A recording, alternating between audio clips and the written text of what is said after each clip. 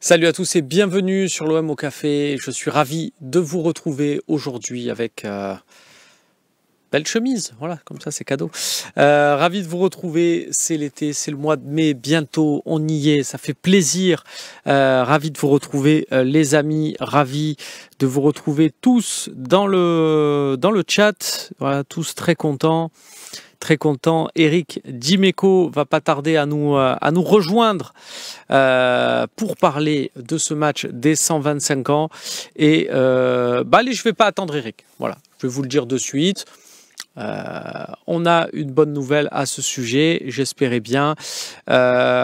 C'est officiel. On a 4 places à vous faire gagner pour ce match des 125 ans, pour ce match anniversaire avec des légendes, des Pires, des Ribéry, des Sonny Anderson, des Didier Drogba, Mamadou Niang, Samir Nasri, Benoît Chéroux, Marcel Desailly, Pascal Olmeta, voilà, toutes les générations, tous ceux qui peuvent encore nous régaler balle au pied, eh bien, sachez qu'on a 4 places à vous faire gagner pour aller assister à cette rencontre. On va lancer un petit concours sur le site. Évidemment, priorité à notre communauté, priorité aux membres MyPhocéens, communauté que vous pouvez rejoindre d'ailleurs, hein, c'est pas interdit.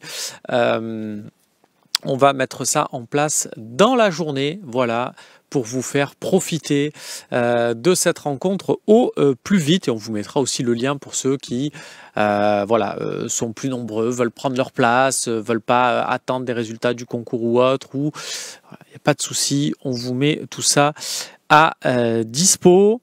Et puis on va prendre en attendant effectivement Rico Del Prado, on va prendre un peu vos questions puisque c'est la partie d'actualité. Tac.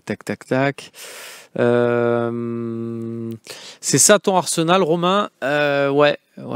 Bon, on va démarrer par ça, hein, les gars. C'est la petite, la douloureuse, grosse déception.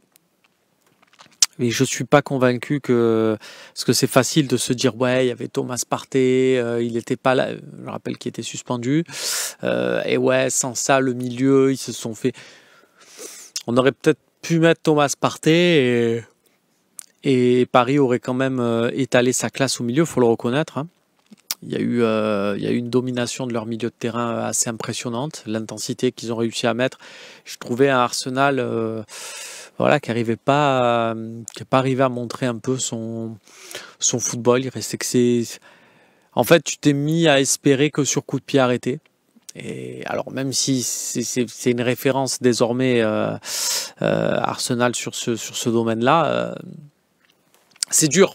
C'est dur parce qu'en face, ils t'ont rien laissé. Il faut reconnaître que cette équipe de Paris, elle est impressionnante. Ça fait mal de le dire, hein, mais il faut le reconnaître. Il faut le reconnaître que c'est fort. Il faut reconnaître que ce que Luis Enrique a réussi à faire d'un Ousmane Dembélé, c'est admirable. Et ça valait le coup d'encaisser pendant un an toutes les critiques et les sarcasmes de certains. Mais bon, voilà. On va se dire qu'il y a un match retour. Et on va espérer que ça fasse la diff à ce niveau-là. Je constate juste, excusez-moi ce petit somme, mais je constate que la règle que veut adopter, selon Bild, que veut adopter l'UEFA est très bonne parce que Arsenal qui finit dans les 3 premières équipes en saison régulière se retrouve à recevoir au match aller, non au match retour, face à Paris qui était 24e, machin. Bon, voilà. Je trouve que c'est pas très, très juste. Mais on ne va pas expliquer la défaite d'Arsenal avec ça, évidemment. Voilà, c'est comme ça. Espérons, les amis, espérons aussi pour... tout simplement, espérons pour la suite. Et puis peut-être pour Barcelone ou l'Inter en finale. On va regarder ça en se disant... Vika nous dit Martinelli. Ouais, c'est vrai que Martinelli, ça n'a pas été incroyable non plus. Nordeville 34. Et ceux qui paient Twitch, et tu peux pas prendre un abonnement MyPhocéen. Eh ben écoute, ce qu'on va faire, c'est qu'on va proposer à ce MyPhocéen, d'ailleurs tu peux aussi m'expliquer pourquoi tu n'es pas abonné MyFocéen, je suis curieux de t'entendre. Et puis après, si ceux de MyFocéen ont tous déjà pris leur place ou quoi que ce soit, ce qui est possible, hein, parce qu'il y a une très très grosse affluence déjà, écoute, il n'y a pas de souci, ça sera ensuite, juste ensuite, pour les abonnés Twitch. Nordeville, est-ce que tu trouves que mon raisonnement est logique ou pas? Je suis curieux de t'entendre. Alors, est-ce que le Qatar n'aurait pas aussi maintenant, comme en France, la même mise sur l'arbitrage? Les gars, quand même. Calmons-nous. Calmons-nous un peu. Alex Bess, salut, il n'y a que moi qui regarde le classement tous les jours de la semaine en essayant de calculer tous les scénarios. Par expérience, j'essaie vraiment de me concentrer sur autre chose, au moins jusqu'au jeudi. Au moins jusqu'au jeudi, parce que sinon tu perds trop d'influx dans ta tête. Espérons que voilà, on n'arrivera pas à liquider, parce que ça va être très long jusqu'à dimanche soir, mais déjà dès vendredi en fait tu vas avoir les matchs des concurrents et ça va être intéressant à suivre à ce niveau-là. Alors un peu, je remonte un peu vos messages. Ouais, Pay-Per-View qui nous dit l'Inter serait un adversaire plus compliqué à jouer pour Paris que le Barça. Ouais. À voir. Le Duc de Mars, il y est Barthez au match de gala? Non, il ne sera pas là. Savoir que c'est compliqué, tu fais un match à une date, il y a tel joueur qui peuvent venir, tu fais une date à un autre moment, eux peuvent, mais d'autres peuvent pas. Voilà, donc c'est vrai que c'est compliqué. Après, faut rappeler que c'est quand même, il y a quand même largement de quoi composer deux très belles équipes et avec pas mal de turnover sur ce match-là. Andy, salut Romain, Guéry, Mumbagna, Mopé, Vaz, tu gardes qui, tu vends qui, tu prêtes qui et tu prêtes qui avec l'argent des joueurs vendus? Voilà. On en a déjà pas mal parlé, Andy. Moi, Guéry, évidemment, je garde. Mumbagna, je t'ai dit que je le prête en Ligue 1, voilà. Et je pense qu'il y a beaucoup de clubs où je lui mets une clause. Par contre, dans son contrat, il y a une clause, soit il fait 25 matchs en tant que titulaire, soit le prêt devient payant. Voilà, comme ça on récupère un Mumbagna avec une saison complète en Ligue 1. Neil Mopé, il y a une option d'achat obligatoire. Neil Mopé, c'est peut-être un peu plus... Neil Mopé, à voir. Il va falloir voir aussi sur le système de jeu Watt, mais je pense que Neil Mopé, c'est peut-être on se dirige peut-être vers un départ, si selon le... Alors je dis pas c'est le souhait des dirigeants, hein, mais c'est par rapport à ta question à toi, Andy, et tu me demandes mon avis à moi. Voilà, Mopé, il y aurait peut-être pas de place selon le système qu'on fait. En même temps, je me dis, un système c'est fait pour changer et en cours de saison, et avoir un mec comme ça, c'est toujours utile. Donc, à voir, il faut vraiment voir toutes les conditions, parce qu'il y a une option d'achat. Lui, il a un contrat de joueur prêté, il va falloir qu'il re-signe un contrat, il faut voir dans quelles conditions et autres. Et Robinho Vaz, je prête, pareil. Et là, pour le coup, Robinho Vaz, je prête en Ligue 2. Parce que je pense que, je peux me tromper, je pense que c'est illusoire d'imaginer qu'un club de Ligue 1 va pouvoir offrir une place de titulaire à Robinho Vaz. Voilà. Donc je pense que prêter en Ligue 2, je pense que quand tu es jeune, vaut mieux être prêté en Ligue 2 où tu fais une saison pleine que prêté en Ligue 1 où tu es dans la rotation. Voilà. Voilà.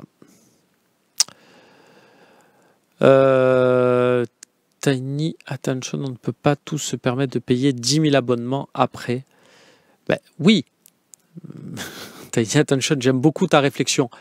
Mais tu comprends du coup que si on a des places à faire gagner, autant faire gagner ceux qui, dans les 10 000 abonnements qu'ils ont payés, ceux qui mettent en priorité, c'est le Phocéen. Enfin, je veux dire, ça semble logique, non? Je sais pas. Je serais curieux d'avoir ton retour aussi, tiens. Je regarde un peu. Tac. Qu'est-ce que vous avez un peu comme question? L'Inter, c'est pas terrible en ce moment, c'est vrai. C'est vrai qu'on a un peu des soucis à ce niveau-là. J'ai vu Brandao hier dans mon club à Grasse. Il sera au Vel vendredi soir. Tiens, Brandao, on l'a mis où dans notre tier list? Parce que je l'ai toujours la tier list, les amis. Brandao, est-ce qu'il va pas être gênant? Moi, je crois que oui, hein. Dans la catégorie gênant. Moi, je le mets dans la catégorie gênant. Dites-moi-le en commentaire, là, je vais regarder un peu. Mais Montbagna ou FC Lorient, ils vont perdre Croupi, nous dit Emirian San. Ouais, mais ils ont pas mal de monde. Ils ont Sambou Soumano, Tozin, ils ont Bamba, ils ont. Mais pourquoi pas y rajouter Montbagna, effectivement. Alors, je regarde un peu la suite de vos messages. On peut le mettre en gênant, ouais, pour Montbagna, vous êtes d'accord avec moi.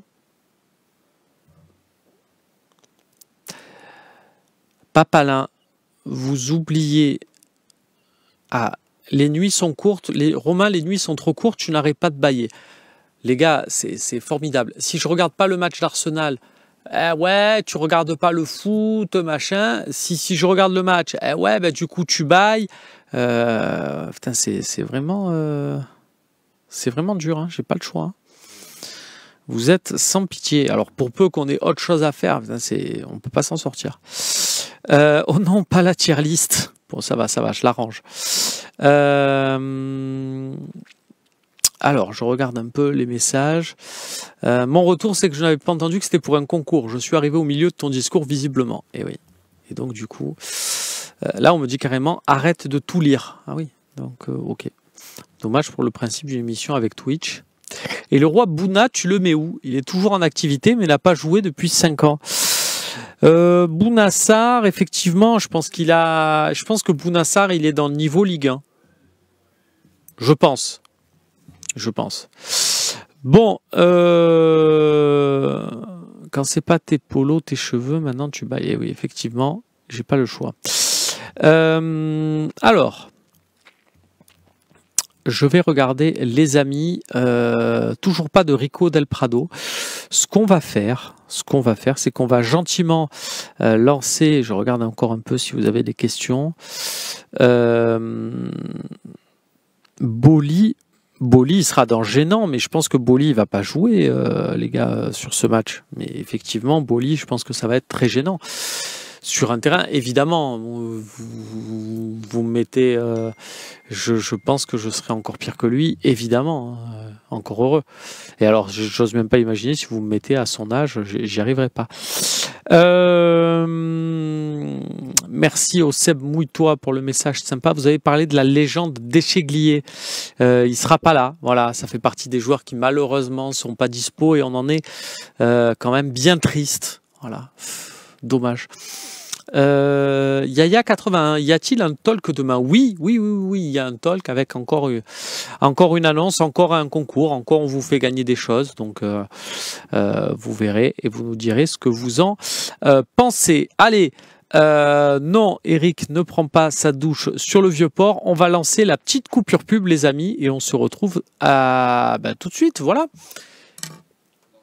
Et ce qu'on va faire, c'est que, regardez, je vais me saisir de mon téléphone.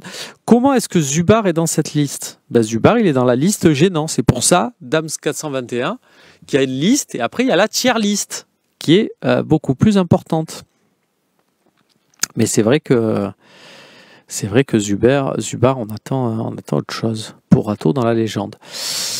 Alors, je regarde un peu parce que là, j'ai vu une question qui nous disait est-ce que tu as le line-up du talk de demain, nous dit Big Nose. Big Nose, hier, on devait faire un OM au café avec Robert Pires. On l'a annoncé et Robert Pires nous a dit je suis dans l'Eurostar. Et depuis, on n'a plus de nouvelles. Aujourd'hui, on s'est dit on va faire un OM au café avec Eric Dimeco et il a peut-être pris sa douche dans le Vieux-Port. Vous avez raison. Donc, demain, il y avait aussi un ancien joueur de l'OM qui doit venir au talk. Je me dis, si je l'annonce, je vais encore me guigner et il va pas être là. Donc, je le garde pour moi. Voilà. Vous savez quoi? Regardez, on est en direct. Je vais appeler Eric.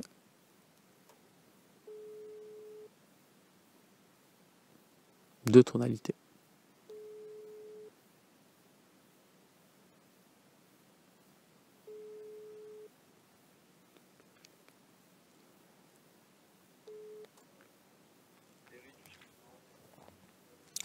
Et bien voilà, on est sur ce qu'on appelle une messagerie. Ça fait plaisir. Grand moment de solitude, les gars. Ghostage en direct, oui, tout à fait. Alors, vous savez quoi? Ce qu'on va faire, c'est que je vais convoquer le grand, l'immense Slimane Ayed. J'ai quand même bon espoir que lui me lâche pas. Et on va continuer l'émission ensemble. Mais voilà. Est-ce que Slim, est-ce que tu pourrais être avec moi, s'il te plaît? Slim, est-ce que tu peux apparaître à l'écran? 2 secondes. Non, tu ne peux pas. C'est terrible. Quand ça veut pas, oui. Gino, tu as raison. Quand ça veut pas, ça veut pas. Non, mais j'espère quand même que Slim va me rejoindre. J'espérerais bien. Je vais voir si Slim est aussi sur messagerie. Ça serait dur. Ça fait pareil avec les filles.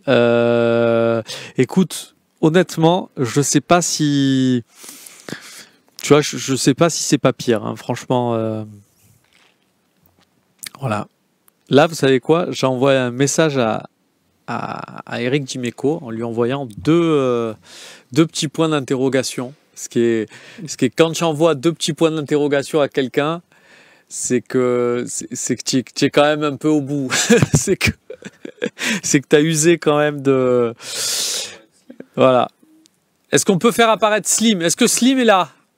Ah, j'ai entendu ton appel, pas téléphonique, Oh là mais là. je suis bien là. C'est Bon, gentil. c'est pas Eric Dimeco, mais bon, on va essayer de faire l'émission ensemble quand même. Alors, disons Slim qu'à l'heure actuelle, au football, tu es meilleur qu'Eric Dimeco. Voilà, on se console comme on peut. Ouais, on Après, espère. tu n'as pas été champion d'Europe. Non. Voilà. Mais Bika59 qui me dit tu vas finir bloqué. Oui, les 2 points d'interrogation, c'est la dernière étape avant le blocage. On est d'accord, les gars. Hein, là, autant tout à l'heure, je faisais le mec un peu quand je vous fais gagner des trucs et vous trouvez à y redire un peu machin. Autant là, foutez-vous de ma gueule, c'est le moment. Hein, voilà. Allons-y clairement. Voilà.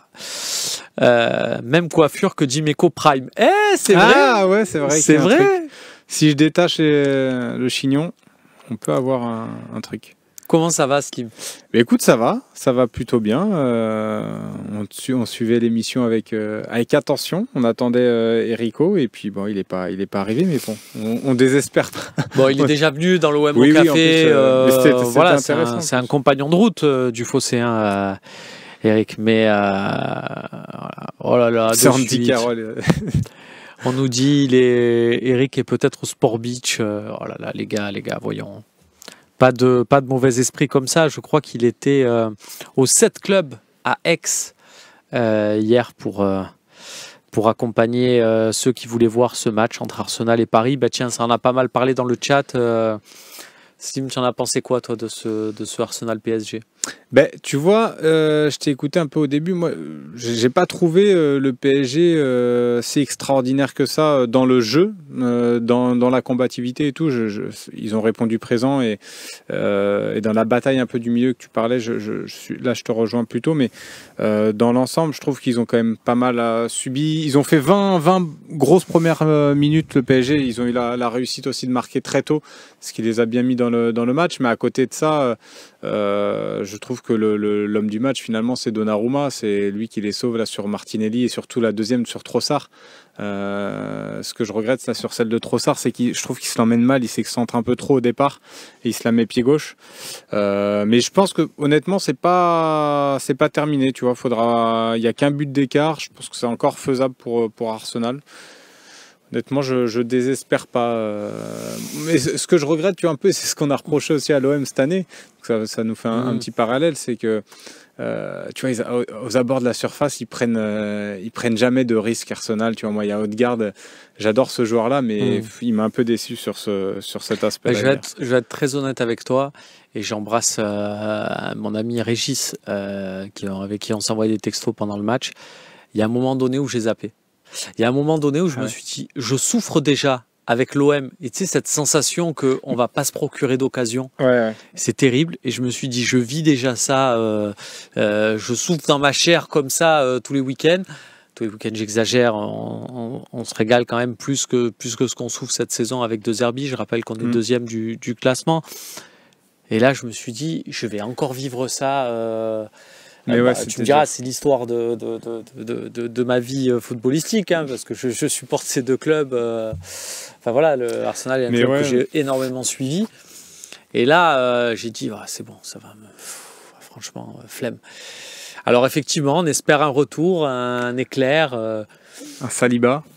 Saliba impérial et Bukayo qui fait. Bukayo il aura fait mal par moment, mais tu vois que il était un peu seul, devant, tu vois, ça manquait de soutien. Quand Martinelli il est pas dans un bon jour, tu vois, il te sert pas à grand chose. Donc j'étais très déçu de Martinelli, son match. Léger. Ouais, Martinelli, c'est léger. Je trouve que Merino, plus attaquant, ça te manque de fou. Bon, bref. Voilà, on a souffert. C'était dur, mais j'ai eu un peu la même réflexion que toi, mais avant le match, je me suis dit, je vais pas le regarder. Et puis, je me dis, allez, vas-y, je vais quand même le mettre. Au moment où j'allais le mettre, je reçois un message de mon père qui me dit, putain, PSG mène déjà 1-0. Je dis, bon, vas-y, je vais pas regarder. Au final, j'ai pas tenu, j'ai regardé. Et puis on a cru, surtout sur l'égalisation, là, sur le coup de pied arrêté au retour des vestiaires. Mais bon, écoute. Très bonne vanne de J71 qui nous dit Eric Dimeco a cru qu'il fallait être abonné MyFocéen pour pouvoir intervenir peut-être. Très bonne vanne. Mais je crois, c'est à vérifier, mais je crois qu'il est dans les abonnés MyFocéen, J. Mais effectivement, très bonne vanne, ceci dit. Tiens, je regarde un peu. On nous dit c'était un match très moyen pour une demi de Champions League. Ouais, mais ça. Oui, c'est vrai par contre. Oui, mais c'est notre mauvaise foi qui nous fait parler parce que moi, je me souviens de plein de demi-finales de Champions League qui sont pas ouf. Oui, aussi. C'est pas forcément la pire de l'histoire non plus, tu vois. Mais c'est vrai que par rapport à ce qu'ils nous avaient montré, en tout cas, ces deux équipes-là, on pouvait s'attendre à mieux, c'est sûr. Le Duc de Mars, ça donne quoi? Slim sans le chignon. Slim sans le chignon, c'est pour les abonnés. Il faut ouais, les gars. C'est ça. C'est pour Mandandarine, c'est pour tout ça, quoi. Donnarumma est en train de faire il sort un sacré match lui aussi. Hein. Après, sans le chignon, on est plus sur du Erling Haaland que. Ah, le fameux. Quand il marque contre Arsenal, là, qui s'enlève son. C'était un truc. J. Forbey qui nous dit Ramos blessé à l'œil, toujours ou ailleurs. Ouais, ça c'est aussi un truc compliqué. J'écoutais sur l'afterfoot, Julien Laurence disait que les Anglais se voient plus forts avec le retour de Partey car Arteta était obligé de bricoler au milieu et le but de Dembélé c'était censé être sa zone. Ouais. Je pense pas, moi. Ouais, je pense pas que ça aurait changé foncièrement le visage du match non plus. Tu vois, un Partey, même s'il a fait beaucoup de bonnes choses, quand tu vois qu'en plus il prend ce carton contre le Real, un carton bête parce qu'il va c'est pour contestation un petit peu où il s'est embrouillé avec des joueurs madrilènes. Et je me suis fait réfléchir, je me suis dit putain, c'est dommage qu'il prenne ce carton là, il sera suspendu. Mais je suis pas sûr que là ça aurait changé vraiment le visage du match parce que dans l'ensemble après Arsenal a repris un petit peu le contrôle. Je suis pas sûr honnêtement. On parle un peu de Lille ou bien, nous dit Loulou du vin.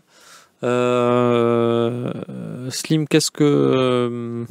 comment tu es là avant ce match de dimanche?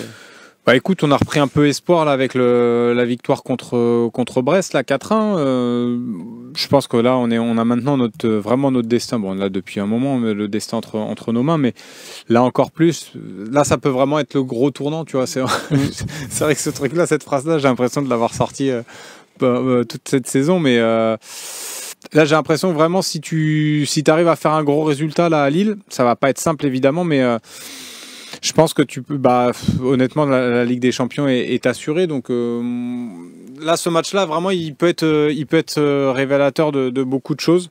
J'espère aussi, j'attends aussi la même attitude qu'on a vue contre Brest. On a vu des joueurs vraiment concernés. Et tu vois, je pense à Mason Greenwood, qui est un joueur, on conteste pas son talent, mais il y a parfois des attitudes qui ont pu nous déranger un peu cette saison. Totalement. Et là, tu vois, sur le match contre Brest, quand il est comme ça, en fait, tu vois qu'il peut très bien faire les efforts, être dans le ton collectif et être aussi incisif offensivement. Donc l'un ne va pas forcément sans l'autre. Et on l'a vu contre Brest. Donc moi j'espère avoir la même attitude d'un Mason Greenwood là, sur ce match-là.